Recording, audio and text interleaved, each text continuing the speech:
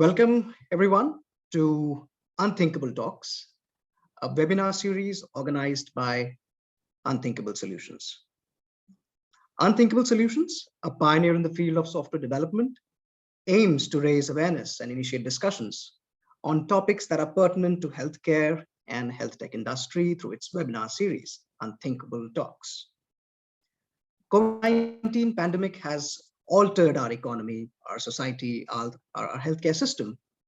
While this crisis has presented the healthcare delivery system with unprecedented challenges, at the same time, it has catalyzed rapid adoption of telehealth and also transformed our healthcare delivery at a breathtaking pace.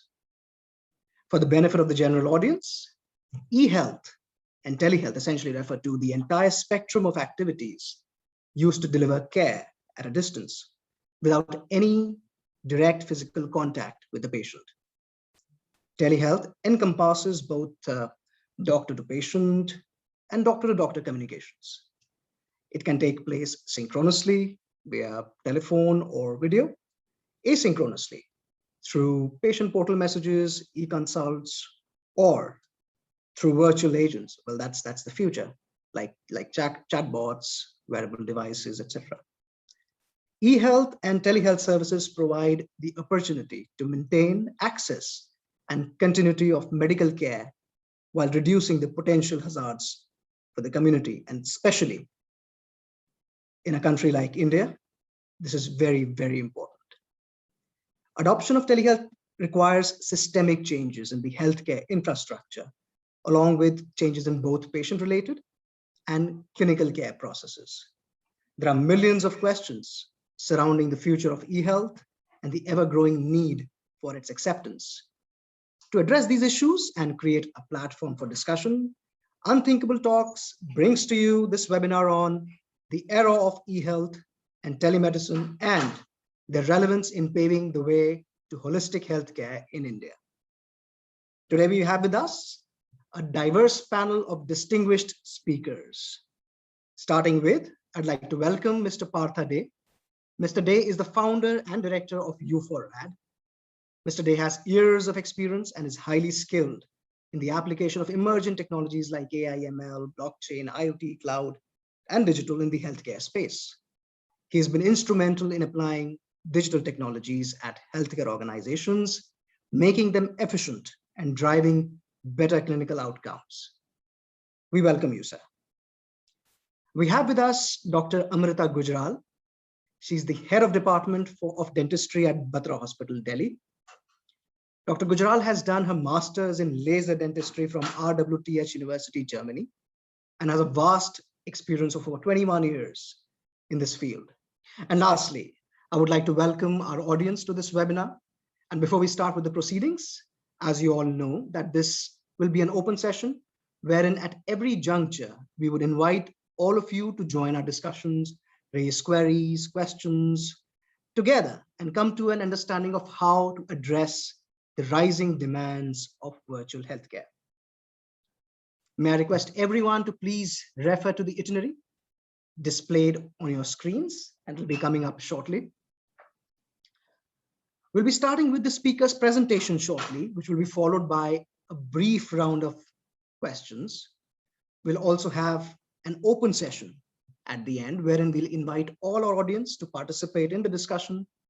During the open session, all speakers will be more than happy to answer any questions that you may have. We're also going to take audience questions after every speaker's submission. So I would suggest all of you to note down your questions and keep posting them on the chat box. A feedback form will be shared in the chat window, wherein you're free to share your feedback, suggestions, or perhaps any other topic that you would like us to address in our upcoming webinars. Now, without further ado, I would hand over the stage to our first speaker, Mr. Partha Dey.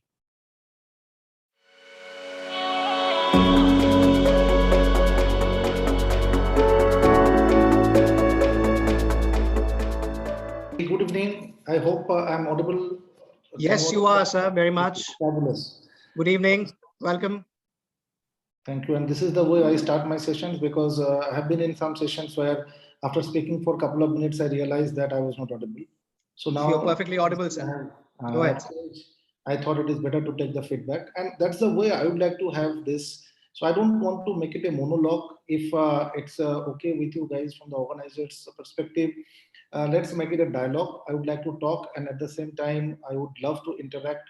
I can see there are around 52 participants there, and it will be excellent opportunity for all of us to learn together. So let's use it Absolutely, as a absolutely. platform for all of us to learn from each other. I will start by invoking some questions in your mind, and then I'll share some of my thoughts, and primarily related to what is happening in the area of so-called telemedicines, right? And how telemedicine and some of the other digital technology is going to help all of us and impacting our life, right? So that's the way I would love to go with that. So before we get into the session, let's try to understand this subject called telemedicine. Telemedicine, typically, we consider as a wide variety of things together, and there is no one such definition as such that is in practice. If you look at a definitions in books, and today's world book equal to Google, if we look at that, there are a lot of definitions of telemedicines will emerge from the various authors. But the way we look at it, telemedicines, that this is a way of offering a care distantly. But interestingly, telemedicine sometimes and are being practiced internally in the organizations as well. Earlier days, the telemedicine as a concept was primarily being used only between a service provider and a patient who is always at a distance. But a similar concept nowadays being utilized even in the hospitals, and particularly that has come a big way during COVID. During the COVID time, the challenges were even you are in the hospital, there are times when the doctors were not able to reach out to the patients, and rightly so, because it is not good both for the patients and the doctors. And a lot of hospitals have used a similar concept of telemedicine internally, so that the doctors and the patients are interacting not in person's discussions but through some technology platform, right? So the telemedicine actually during the COVID has got into a different connotations altogether, and it actually helped all of us to get the care even when visiting a hospital or a clinic was not the right thing to do during that last couple of months. So the relevance of the telemedicine has increased in our life and has impacted our life in a great way, and then rightly so. Other thing also what we have seen, so-called the telemedicine and the telehealth, and there are two different words sometimes are being used, and there could be some difference in the understanding of it, but typically we use these two words interchangeably multiple times, right? So if we look at a telehealth, probably telehealth has a larger connotations, much bigger than only telemedicine, which is typically focused on a doctor-patient interactions. But if you look at a telehealth in that context, it would include lot many things, including your wellness and the other parts as well. So in that case, we would look at both telemedicine and the telehealth in the similar context. What got changed for us during this COVID time? I think that's one of the questions we all wanted to understand. What was telemedicine earlier? What COVID has changed us or forced us to change in the telemedicine, telehealth context? And what do we think will be the next shift coming up? I don't know whether we can call it post-COVID. We're still COVID and probably will be COVID for rest of our life. So in that perspective, what is the changes going to happen? Let's try to address these three areas. Look at telemedicine at the initial stage. It was more towards a consultative approach where a consultant is talking to a physician primarily. It was more towards a doctor's OPD consultations when the doctor is not sitting next to the patient. Later on, if we see that this has got replaced with a doctor not sitting next to the patient, but at the same time, doctor is not only talking and seeing, it's not like a audio video call.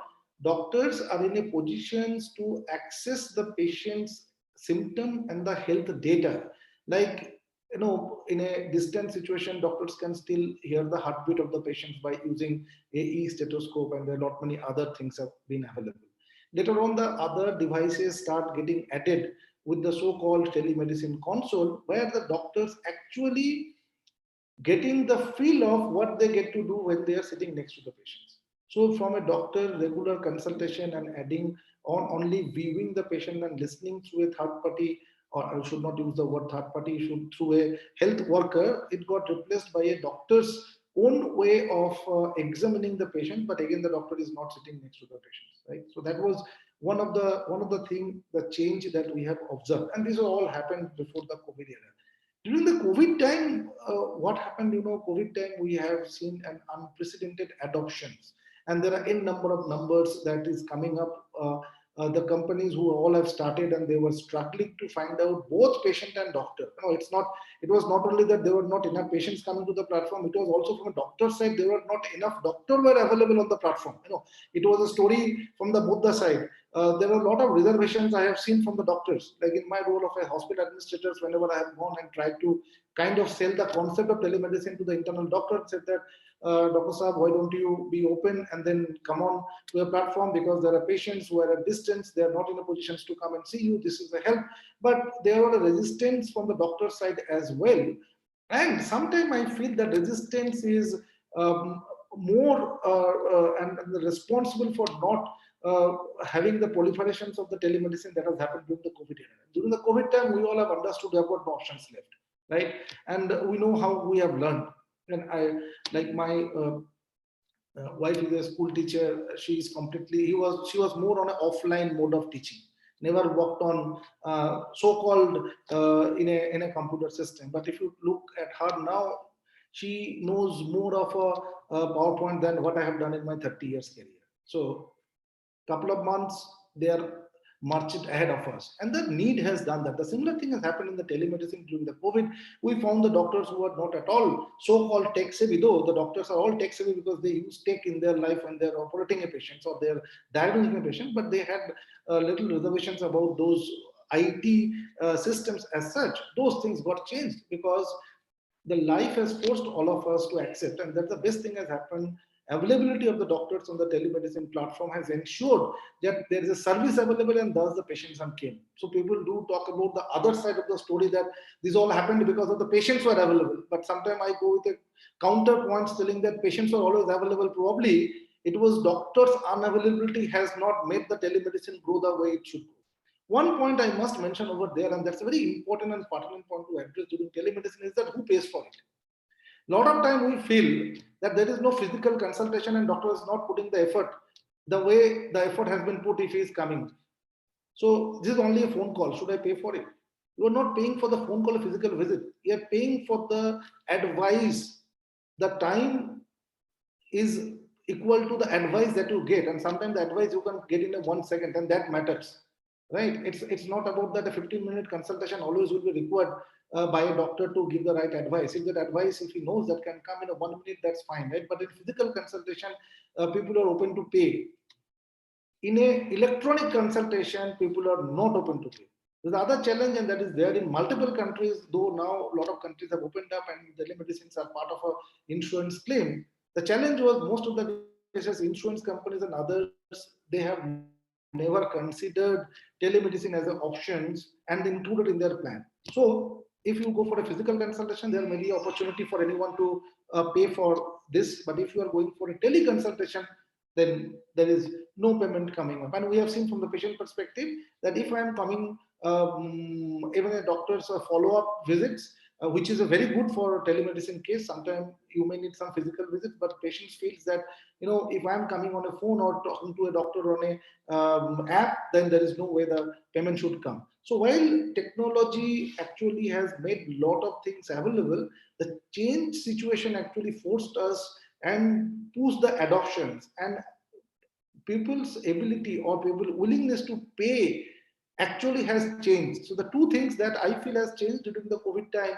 other than COVID and non-travel, not going to the hospital, etc., is the doctor's willingness to accept telemedicine more than the patient. Patients definitely is a point. Second thing was also the payment part of it, and the people who are open. The patients were open to telemedicine at free, at no charge earlier, but now patients started paying for it. That actually has made it work.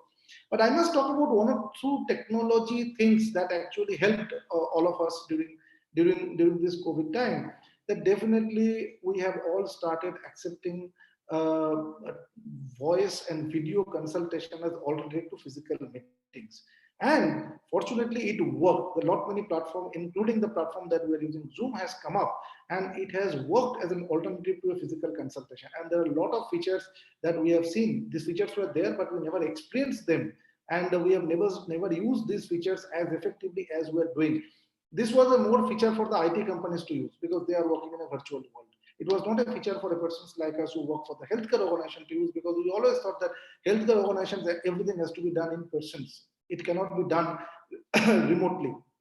But availability of the bandwidth and availability of a video consultation happening in a proper manner was one of the important part. Second thing is also about how you can feel the patients. There are a lot many devices has come which has actually started getting patients data being available to the doctor while the consultation is being done. Now that was a gap, but today there are a lot of devices has come. Those devices are all connected, and they are providing near accurate data to the patients. Earlier we used to question a lot of times a blood pressure being measured by a so-called electronic devices, but those things we have all come the long way and now started accepting the things, right?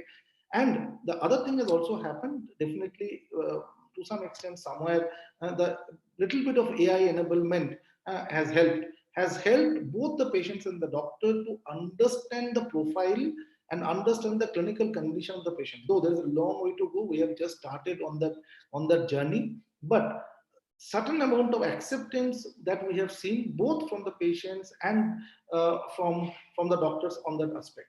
And during COVID time, a lot of image analytics has come. Lot of image analytics has started helping identifying COVID from both X-rays and the CT scans. And all of time that we have found that this actually has fast-tracked the delivery of the diagnosis and the care to the patients. Right. So, see, what I want to do is that I would like to take a pause over here. Let's see if there is anything that I want to talk. But otherwise, probably it may make sense to go to the other speakers, hear their thoughts as well, and then maybe a little later we can talk more about some of the technology enablement that we have seen during in the telemedicine, particularly in the COVID and the post-COVID situations. Right. So that was really insightful, Mr. Patha. And you briefly touched upon the applicability of AI and AI enablement, right?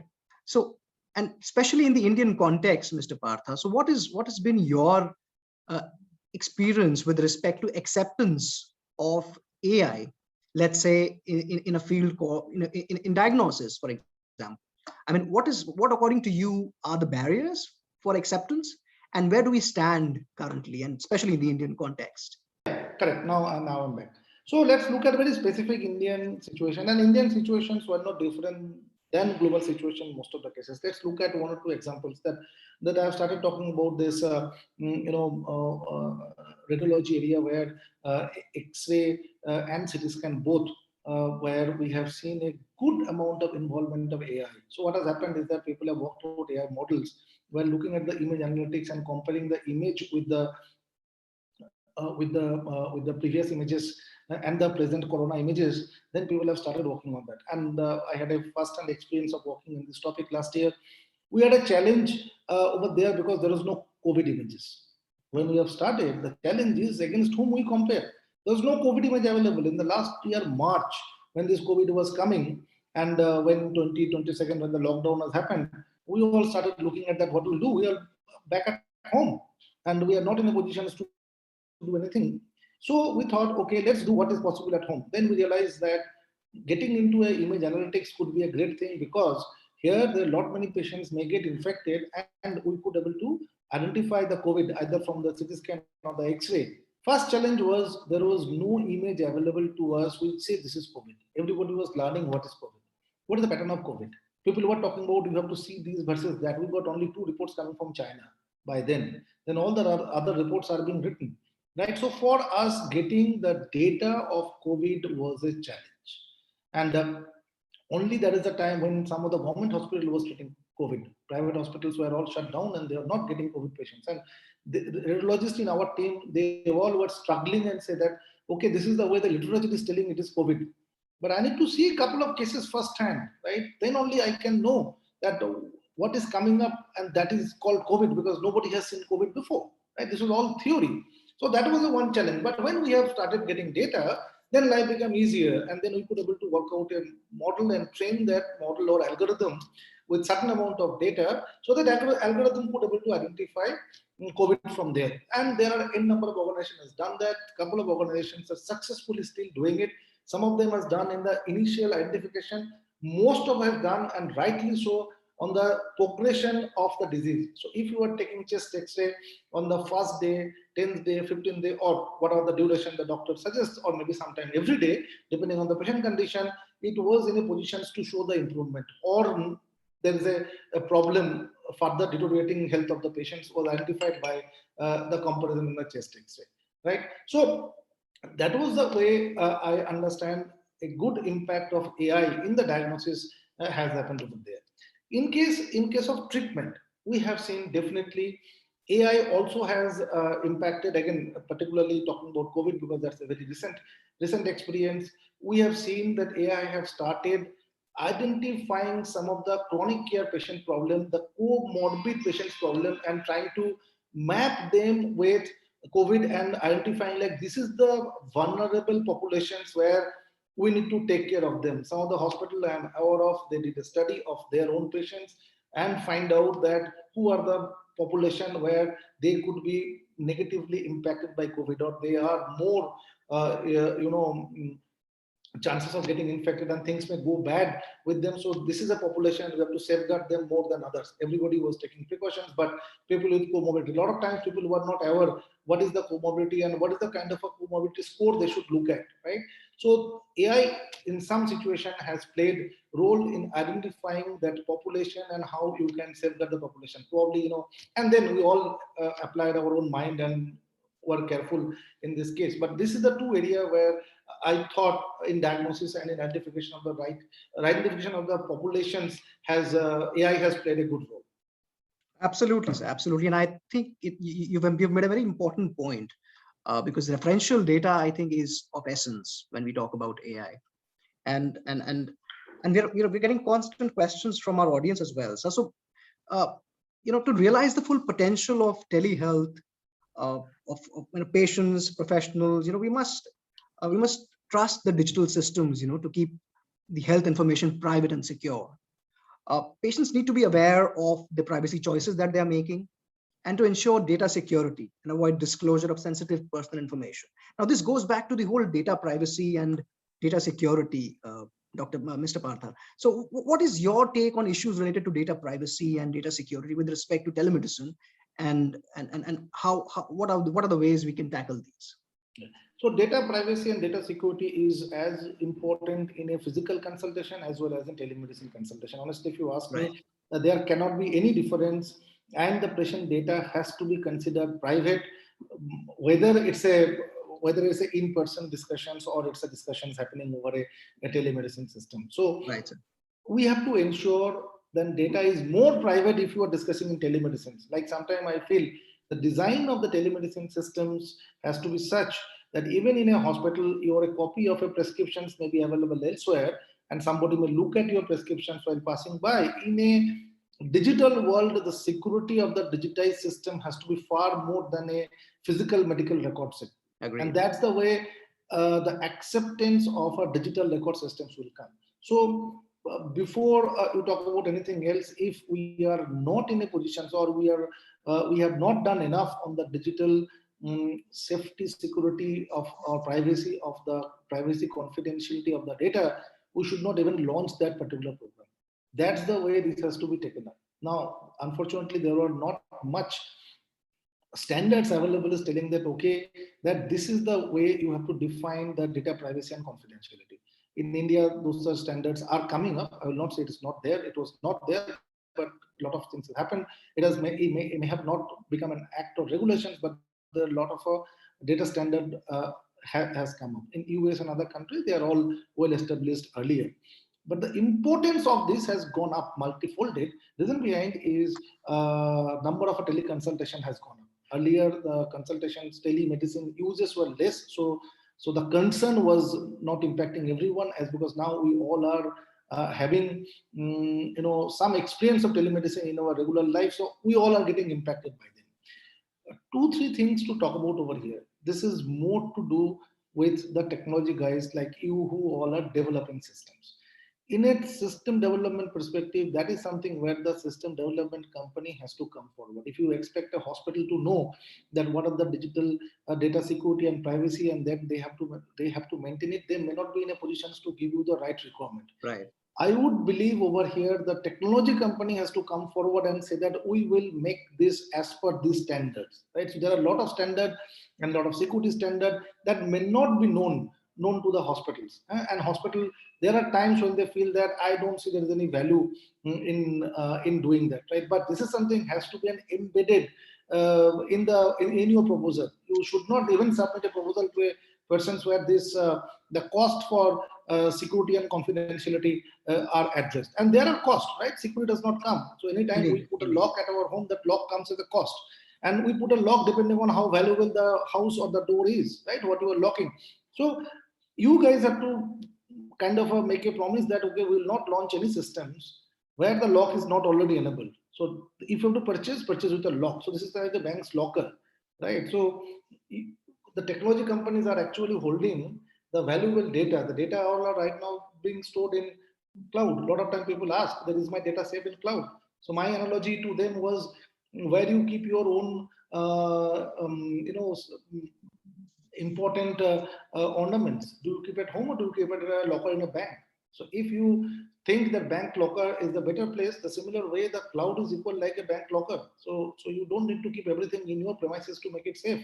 If it is kept on a cloud, the cloud has to be made equal or more safer than the data being kept over there. But that's a responsibility of the technology organization. Sometimes what we do is that we go and talk to the hospitals and the healthcare organization and we expect them to know. Honestly, they don't know. They don't have the exposures.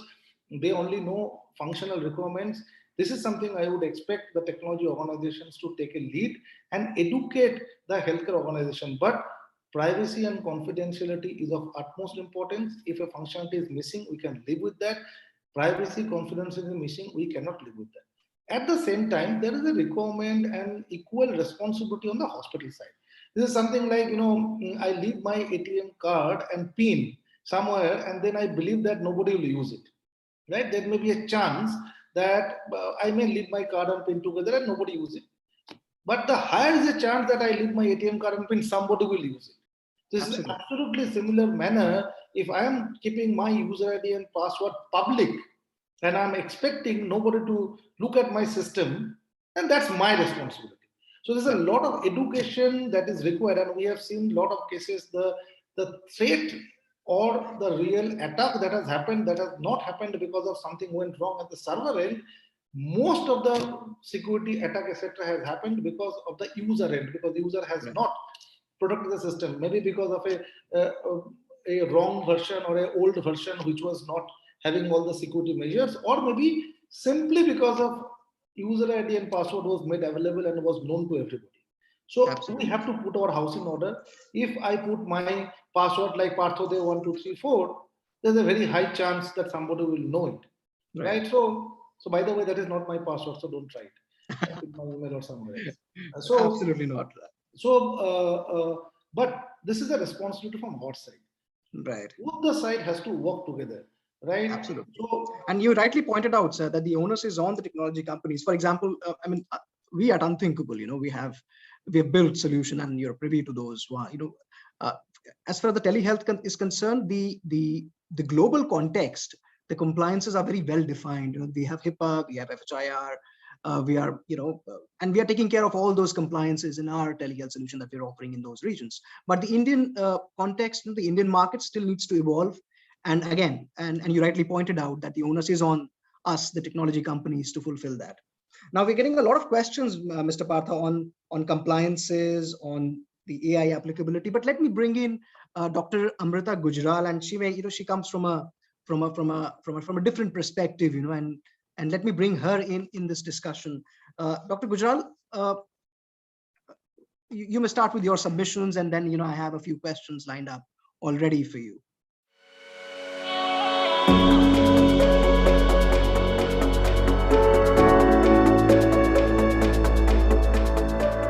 Am I audible? Very much so, ma'am. Okay, sorry, I was on mute, I guess. I said it was wonderful listening to Mr. Partha and his insights and so much of experience with AI and all the challenges he had to go through in COVID and learn a lot. For us, I'm dentist by profession, and yes, the acceptability of the virtual platform wasn't as much in COVID, and I had to talk to a lot of patients to get them to accept the fact that online consults can work very well in unavailability, where similarly, like with physicians and with dermatologists, even with dentists. So the question I used to always get from them is, oh no, but आप जब तक देखोगे नहीं तब तक कैसे बताओगे? Right. But what we need to realize is even the basic cameras these days have impeccable camera quality. Even the basic phones, cell phones have impeccable camera quality.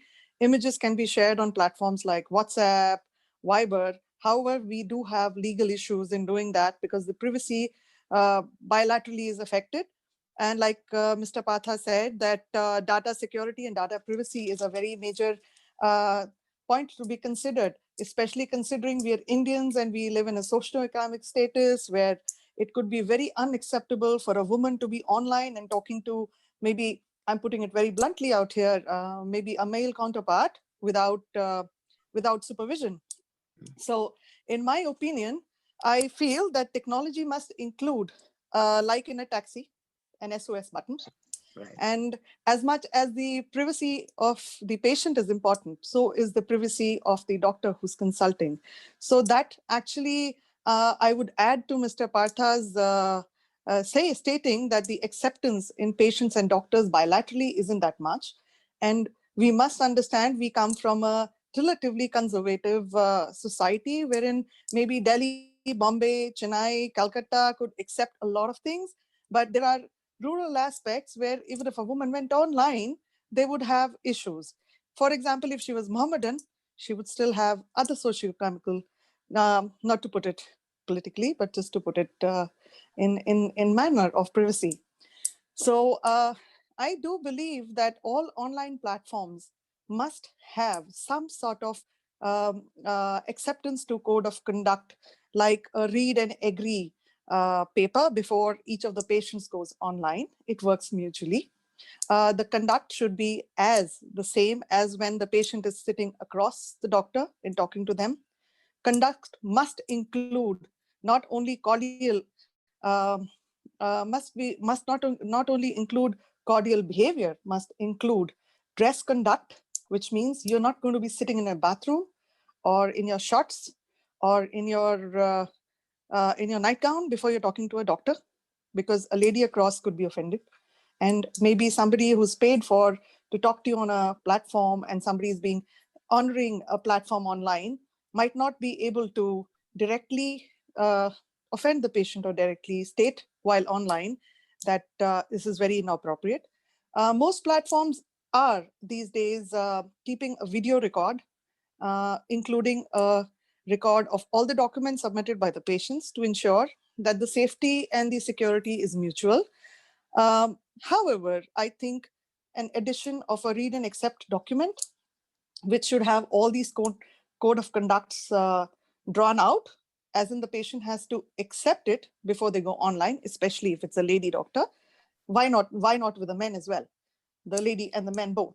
So which means formally being dressed, decent use of questions, decent use of language, use of found language, definitely not. Cordial words, including signs and figures, which means if you're typing something or you're saying something with your hands, there should be a provision on the reverse side of the platform to the doctor to be able to document any such evidence in case one feels so.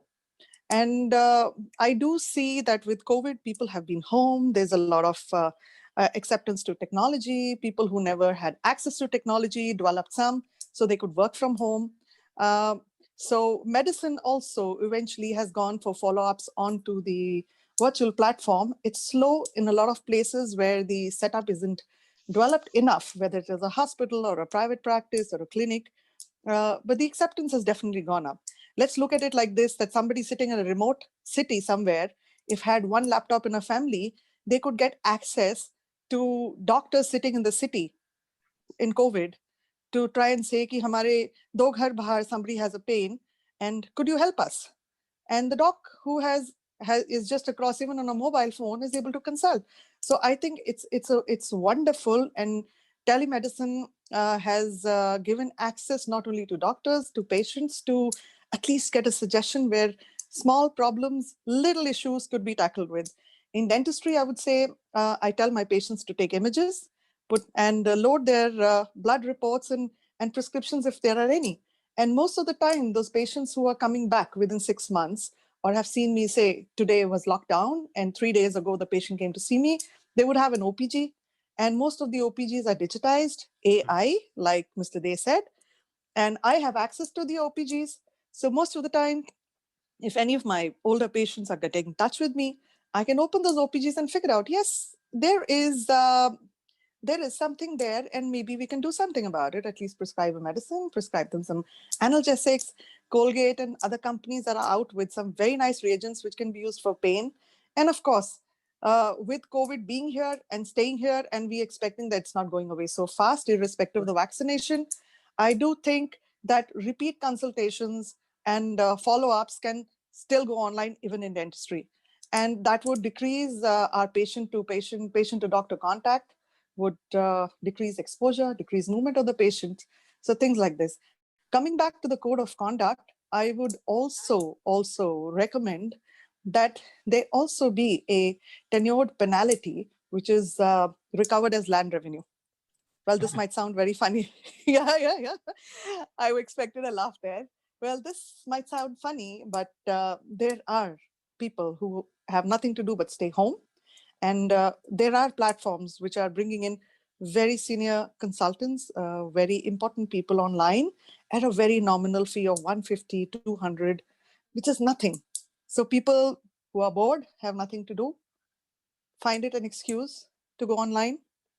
And if there's a read and accept document, and it carries out one line saying that penalties will be levied on misbehavior or conduct in terms of money, in terms of a substantial amount of money, say 2,000 to 5,000 if proven, which is easy if the platform has a video recording or the doctor has the opportunity to say screen image it as an add-on in an app, or from where they're consulting or from the platform they're consulting. It would bring down the rate of misuse of these platforms, and it would encourage lots of colleagues and fraternity members to go online. It would also encourage women and older category of people who have reluctance to go online and to be visible online, to feel secure, to be able to consult openly in matters of medicine, matters of dentistry. See, I'm saying overall.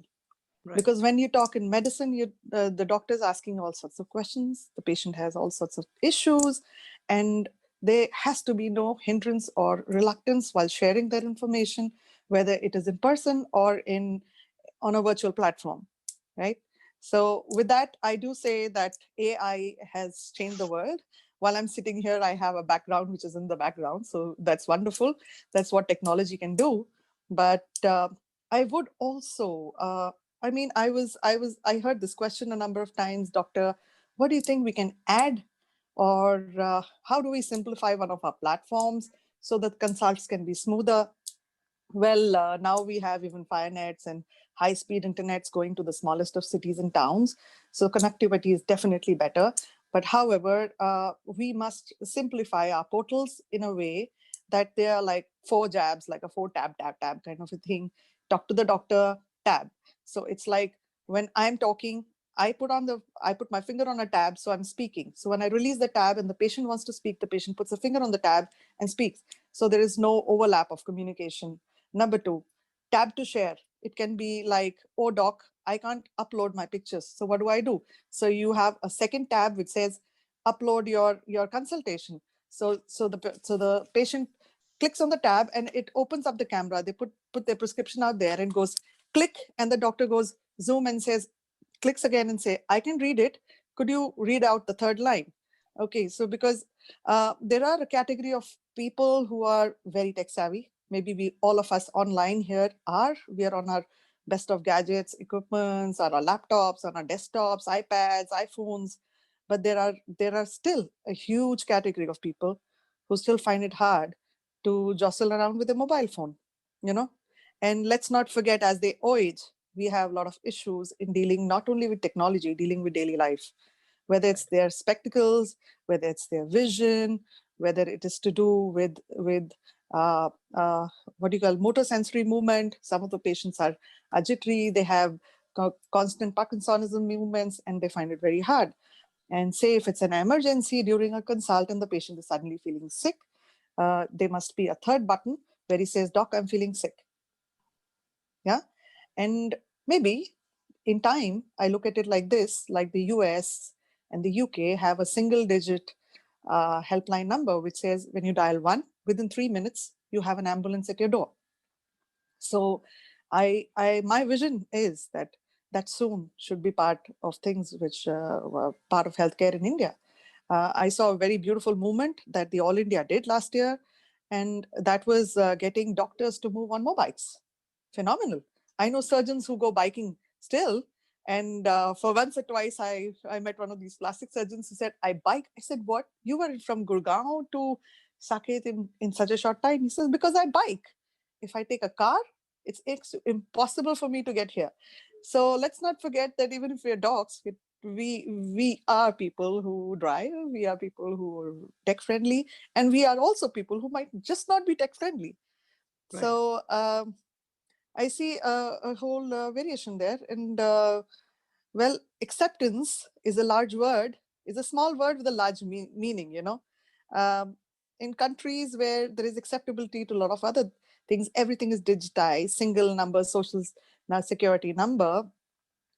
Even the consults and any doctor, for example, whether it is I or there are 10 other of my colleagues, can refer to the single document at a click of one social security number. So say if somebody is online with me for a second consult, they can read up notes from the social security number because every document is linked. The NHS in the UK has a similar system where everything is linked. And the online platforms can link with such a system to give better access to documents, test reports, which the patients might not have handy.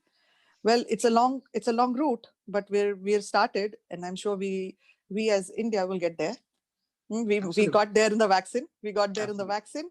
Yeah. So let's give us all a pat on the back as Indians, Right. and let's not say we're the last, or we'll end up last everywhere. Never. In fact, we were the first, So, right? we are the first to arrive here. So, well, with that, I think I would be open to ask to any questions which the audience would have. And Dr. Gujral, we're getting a lot of questions, and thank you for your submission. And you touched upon a very pertinent issue with telehealth, which is which has ethical connotations and is more related to the code of conduct. In fact, you know, we at Unthinkable, Dr. Gujral, you know, we've come up with a few solutions for the healthcare sector. And one of the ways that we've tried to address these concerns is one by giving the practitioners or the doctors the ability to record sessions, right? So we have a platform through which we, you know, give them the ability to record sessions, and we also have consent forms that a patient has to accept before getting into a video consult, and that binds the conversation that a patient and a doctor has. So we you know we do have we are cognizant of the concerns that you've raised, and we are taking care of them in our platform. But however, now that you're here, and not let this opportunity go, what is different, you know, with respect to dentistry, Dr. Gujral? Because, you know, telehealth for a general practitioner would be very different, you know, than you know, let's say if you talk about dentistry, because it's a contact practice. You know, you have to look at, even though you know, we've developed solutions wherein we've integrated with oral cameras and all those things, but Still, I would like to pick your brains on this particular issue. See, that's where I started with that the acceptance in dentistry initially was quite low. It still is. People would say we'll walk in and open our mouth and show the dentist. The thing is, they could take a picture of a hand, they could take a picture of a nail, but somewhere there is this reluctance to take a picture of their mouth. Well, I encourage my patients to take an image. All right. Most of the telephones, and the gadgets which everybody have a zoom feature. And I can fairly get a very good image out of my patients if I tell them how to do that, as long as they're tech savvy. If there's an older age group of patients, I would rather set up an appointment and ask them to come in and be safe. That's what I tried to do in COVID. Now that people are getting vaccinated, they're walking in more often. I don't see them maintaining social distancing to that extent. There's the fear is suddenly gone, or the acceptance has come in that COVID is here to stay. So let's say COVID is here to stay. And well, if you're saying dentistry point of view, well, we're like any other consultation. We have let's say, a letterhead written with a prescription. We have X-rays, which are virtual, as in on a digital platform. Most of our dental X-rays now are digitized, whether it's the radiovisionogram, which is a small X-ray in the mouth, or the whole panoramic X-ray, which is the OPG, which I received from the respective places on a digitized version. They're always on my mail. So if any of my patients are consulting me after a while. But yes, since for years, dentistry was never taken straight onto a teleconsult practice platform, I think this platform would take some time for us to develop. And because most practices in dentistry might have a good online system, but they might not have been prepared to be able to deal with repeat consults and have a complete system in place. I don't say people don't, but most places don't. And let's say even most hospitals don't have a complete hospital information system where you, on a click of a button, I can access, say, for example, the consults or the latest medical records of patients seen by my other colleagues, to ensure that when I do a tooth extract or I'm doing a procedure, the patient's being truthful and telling me what medicines they're taking. So because often I've had patients with renal issues, that is kidney issues, and blood thinners outright hide information because they've been refused by many people for their extraction. And it's just a matter of years of practice that you question and you question again, and you question in this way or that way, where it comes out that there are some medicines being run that the patient is not willing to inform you about. Well, so looking at it, dentistry has a lot of scope to go online. We can schedule procedures once we have consulted well with the patients. I think going online would mean we save each other a lot of time, a lot of effort in terms of being there in person, because most of the first consultations would land up with a radiograph, a prescription, and a review after 5 or 7 days. So I think there's a lot of scope in there when we can go online, teach. And I would encourage a lot of my colleagues, a lot of fraternity members to join in virtual platforms to make things a little easier in the future. Absolutely, yeah. Dr. Mishra. And aptly put. So let me bring in Mr. Partha in on a separate topic. So we're getting a lot of questions, Mr. Partha, on the technological aspect of the whole healthcare spectrum. And one of the questions that keeps cropping up, and especially in the Indian context, is the use of EHRs, right? And Mr. Partha, you're aware, that we've been having these conversations around EHRs and applicability and the adoption of EHRs in the Indian context. So what's your take on it, and what are the possible challenges that you foresee in the adoption of EHR, especially in the Indian context? Mr. Partha, I believe I will have to unmute you and we'll have to put you on a speaker. So yeah, absolutely. So this is a common question, and most of the time in most of the conference we discuss, this is very important because this is impacting everyone's life. So while we are all talking about AI and AI enablement, etc., that still can wait. But anything to do with the regular uses of AHR, EMR, that cannot wait. We have to today address that particular point. So if you look at from an Indian context, first thing first is that we have to accept that the time has come when we have to start probably putting our data in a computer system. We have to keep this in mind, or maybe keep out of this mind that keyboard is not the only area through which the input can be given. So Absolutely. most of our conversations with the clinicians ends there that you want to make me a typist from a clinician. So that's not the objective. So there Right. are keyboard is only one way of inputting data. Computer nowadays accept a lot of other ways. Voice command is one of them, and there are 10 other ways of inputting data to the system. So one very important barrier for adoption that I found out use of keyboard. A lot of time doctor keeps telling that if you put a computer in between me and the patient, then there is no doctor-patient interaction is happening, and then you guys are making me looking at a computer and not looking at the patient. Put problem aside, this has been solved. 20 other mechanisms of putting data into the system has happened. So that's one of the adoption issues that I found out is very relevant, and we need to address it. And till the time we are making this system comfortable for the clinician, the users would never happen, because at times we found out in US there are people are leaving jobs because of administrative burden of inputting data to the system. Oh. A lot of clinical people would look for Yes. a company where they have ease of using the system. So second point comes over there, ease of use by the clinician, and so that the unnecessary, we are not making it a data collection process. This is a system to help a clinician to treat the patient.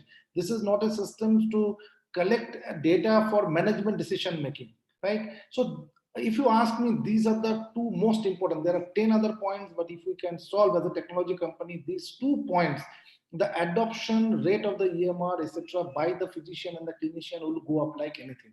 The third point which will make it happen is the patient demand. There are a lot of times when you do things when the patients start asking, "Doctor Sahab, aap computer use nahi karte?" So that becomes another push that is coming up. There are times when someone is not using computer, is not known as a tech savvy, equal to not up to date. So that's the connotation is going to help, and then we have to only no. Sometimes I am against this word of EMR, electronic medical record. The word shows that this is a recording system. It does not help anything. It only records. We don't need an electronic medical record. We don't need a recording system. We need a system which is going to help a clinician to practice. So first thing first, I think somebody should take the right steps forward and change the name altogether. The name has a barrier. Right. And that's the reason people start looking at it. So if you guys are really progressive, change the name. Go to the market with something name. You have a clinician in the panel, ask her that what should be a more accepted We'll name. definitely take that. We'll definitely take that. Electronic medical record. Go and then disrupt the market. Now the time has come for disruption. The incremental changes are not going to help. And there is a huge improvement area that is available, and the clinicians are waiting for someone to go to the market and hit the market where they are not doctors and clinicians, the data entry operators. If you can change it, or anyone can change it for that matter, it will help to develop a right clinical practice using computer system. I would like to stop there. Right. I mean, and we'll definitely take your point, Mr. Partha, and we will, now that we do have an EHR offering, so we will certainly look into it, and we'll try and be the disruptors that we want to be. Now, we're also getting a few questions on the applicability of teleconsultation in rural areas. And this is one of the audience question, Mr. Partha. And how does that, and how does the investigation or the diagnosis part happen when we are talking about specifically, when we're targeting the rural landscape? And I'm going to put this question to Dr. Amrita as well, but to you first, from a technology perspective.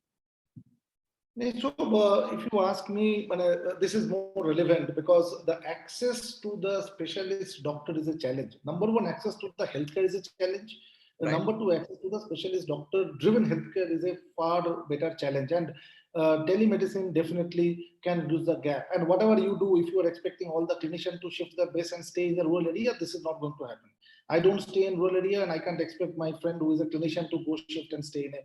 And there are reasons that why we don't so. So we have to accept that there will be a skewed population of clinicians in the metro cities and the other developed area. It cannot be as similar proportionate distribution of the physicians all over the India. And it does not, the rural places does not require a specialist physical presence, neither it has got the infrastructure required for them to operate with the clinical physicians they need to operate there, right? So we have to accept this technology, and the distance has to be reduced by this. And then technologically, if you look at, even sometimes a smartphone can work in a situations as a teleradiology platform. And if you ask us today, what is the most popular telemedicine platform, is WhatsApp.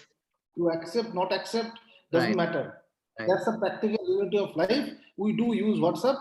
And probably this is this should be the most used, abused technology platform where the telemedicine is in concept. Whether it's a peer review, superior review, or patient-doctor interaction, WhatsApp is playing a fantastic role. So It is. doesn't matter the technology is available. As simple technology as WhatsApp can make it work. So I think this has to be more to do with the implementations and less to do with the availability of technology. Understood. And that puts things in perspective. So this question was put forth by Mr. Wilfred Samuel. Thank you so much for this question. And now let me take this back to Dr. Amrita. And Dr. Amrita, now you've heard the technological aspect of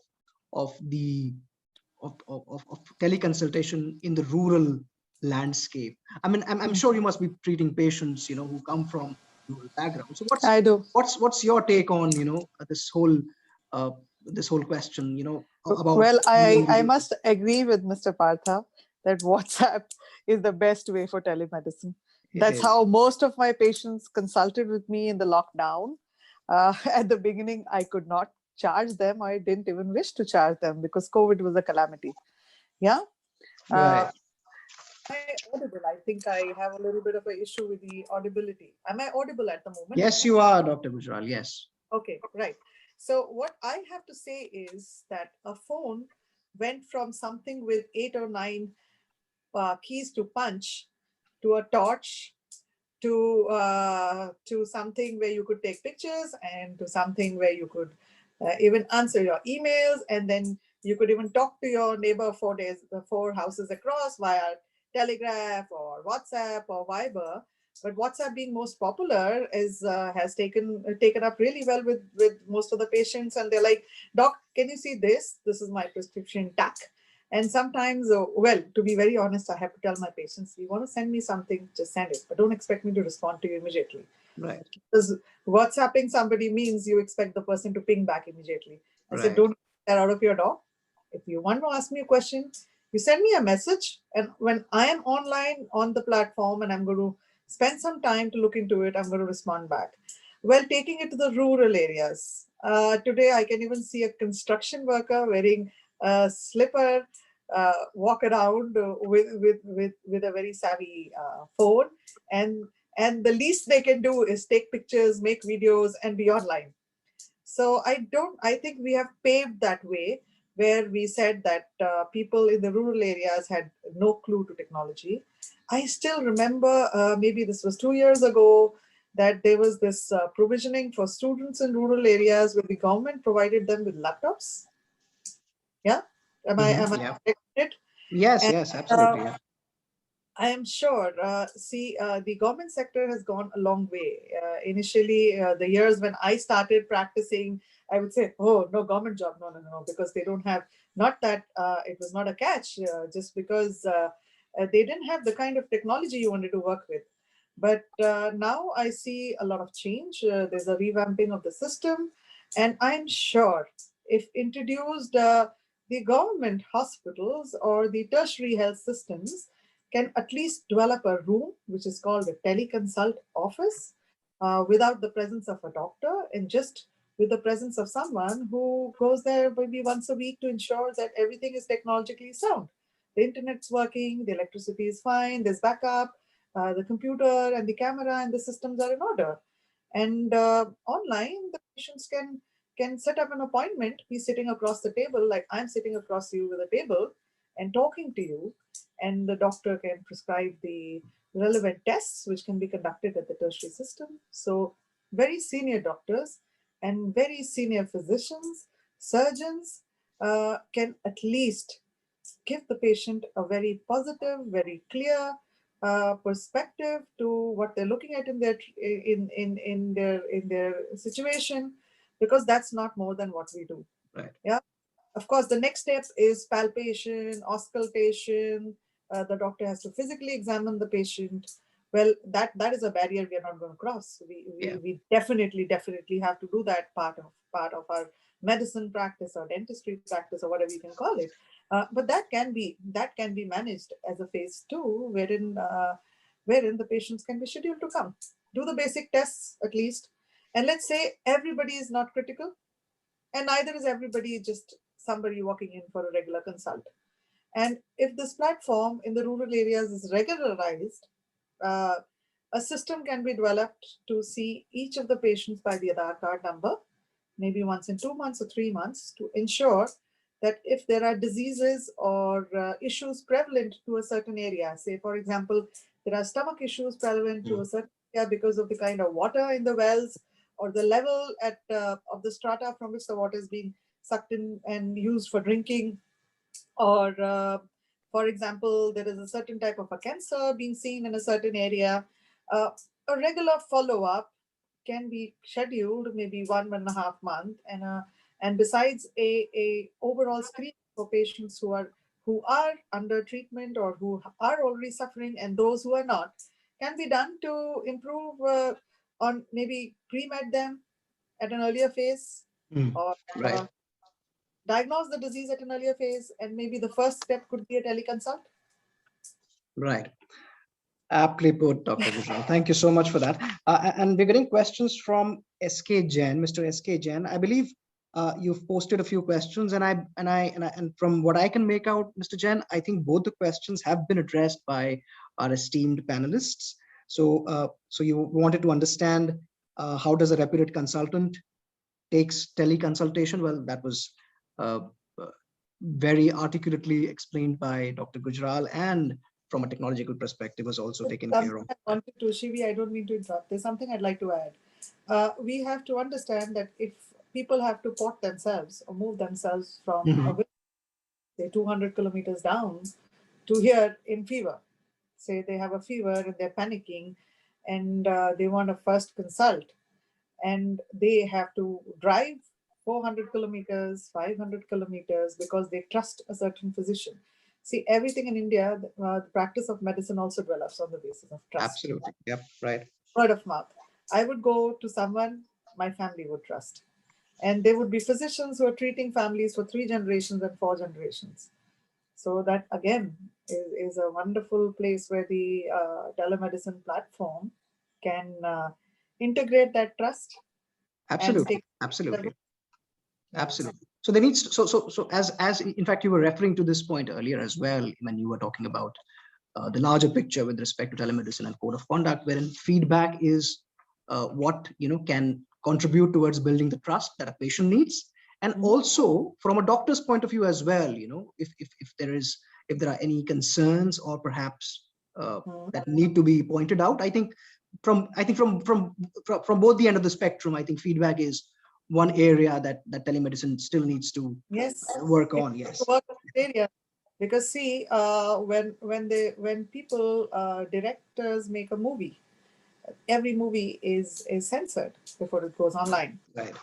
So I'm not going so far, but I'm trying to say here is that now a doctor who is not very used to being on stage or talking to people, not everybody is social. I still have friends and colleagues who are reluctant to get off their mask and talk to somebody, and reluctant to be in proximity of a patient, reluctant to go on stage and speak in front of a mic. So going on to a social platform and presenting yourself on a social platform needs some additional skills besides technology, some level of confidence, and probably, as Mr. Patha said, acceptability bilaterally is missing in doctors and patients. I think this is the reason. This is definitely. If I have to go and ask any of my colleagues to go up the stage and deliver a lecture, they will be like, 5 minutes mein mera lecture hai. Ooh. So it's individualized. So now we're thinking of going online where you don't know how many people are looking at you. Right. You think it's the patient, maybe the entire family is gaping at the screen and trying to see what the doctor looks like, what is this doctor saying? Mhm. So things like that. So Right, there are a right, lot right. of. Absolutely, ma'am. Absolutely. Now, let me bring I in, hope that sums up that last. it does, certainly does, ma'am. It certainly does. And I'd like to bring in Mr. Partha for the last time. So, Mr. Partha, we are getting a lot of questions with respect to compliances. And we're all aware, and you briefly touched upon these in your earlier submission as well. I mean, what compliances? So we've got HIPAA and we've got FHIR and a whole lot of a gamut of compliances in the American context and the European context. But what is your take on building applications or solutions or perhaps platforms, that can and what compliances should be factored in while doing that? Yeah, so if you ask me from a compliances perspective, there are some regulatory compliances that goes without saying, right? So that is something has to be done, no question asked, depending on the geography that you are operating. Those regulatory compliances has to be met as per the law of that land, right? The other thing is that I believe as an organization who are working in this field or maybe as an industry, we have to find a way of having our own self-declared compliances where the regulatory compliances is not available or applicable. So I think this both both of these needs to be this has to be managed. So self-driven compliances vis-a-vis the compliances coming as a law of the land. And honestly, if we are following in most of the time the compliances coming from the law of the land that typically applies. The challenge is we don't comply to the compliances the way we should have done it. This has to be taken as an ethical point, not as a tick in the box point. Right. Thank you so much. And I think we're running out of time. So if you don't mind, I need to leave another. Absolutely, sir. I think we are also running out of time. Thank you so much for your submissions. Thank you so much for your insights. That was really helpful. And I'd like to thank you and Dr. Amrita Gujral for their time, for the valuable time and valuable insights and different perspectives, that you bring to the table. Thank you so much. Thank you so much. Right. I believe this has been a wholesome and insightful experience for all our audience. And I think we were able to address most of your concerns, and I can see the chat box. There are a lot of questions that have been posted, and because of the time constraint, we've not been able to cater or to address all of those questions. We will try and get back to you with answers, and and we'll discuss those with our panelists offline, and we will get back to you on that. Right. So while we were receiving registrations as well, a lot of our respondents expressed apprehensions with respect to the adoption of technology, and I think this particular aspect was very important and has been addressed completely by Dr. Gujral as well as by Mr. Partha Dey. I would now like to conclude this session, and I'd like to thank all our panelists. I'd like to thank our audience for sparing time for joining this webinar. As a token of appreciation, we'll be sharing participation certificates along with an exclusive ebook on telemedicine, which has been prepared by Unthinkable's research team. The ebook, that we're going to share with you has global telemedicine data and practices, that can prove to be very beneficial for someone who wants to start a platform, or perhaps just from an audience perspective, right? So please do go through those artifacts that we're going to share with you. I would also like to inform you that this is the first of the series of webinar that Unthinkable Talks is conducting. Please stay tuned for more. We've got a lineup of topics that we'd like to discuss, and an array of esteemed panelists like Mr. Dey and Dr. Gujral. I'd like to thank you all for your time, and please do not forget to fill in the feedback forms that we are sharing with you. Thank you so much. Good day.